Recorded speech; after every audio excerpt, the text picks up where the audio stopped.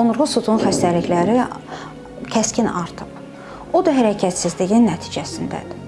Adətən osteoxondroz, degenerativ dəyişikliklər, fəqərarası disklərin yırtığı, sürüşmələri yaşlı insanlarda, yəni 50 yaşından sonra əmələ gəlirdi. Lakin son zamanlar bu xəstəlik necə deyirlər, cavanlaşıb. Yəni cavan insanlarda daha da rast gəlir.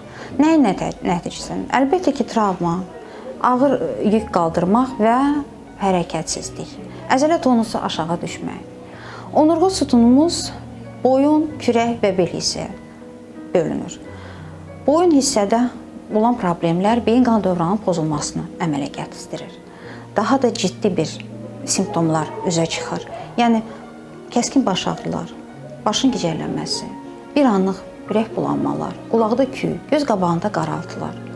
Və belə insanlar adətən boyun hissəni heç hiss eləmirlər. O qədər də ağrı olmur.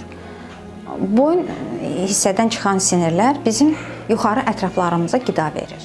Və adətən sıxılma əlamətləri olanda, yəni fəqərə arası yırtıqlar, ya protruziyalar, onda çiyin oynaqda ağrılar, hərəkətin məhdudluğu, dirsək oynağın ağrısı və son mərhələdə barmaqların keyməsi.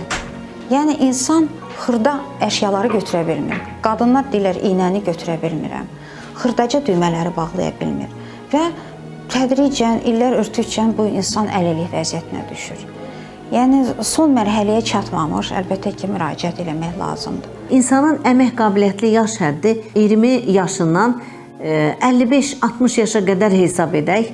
Ümumdünya statistikasına görə 20-dən 50-yə qədər hesab olunur.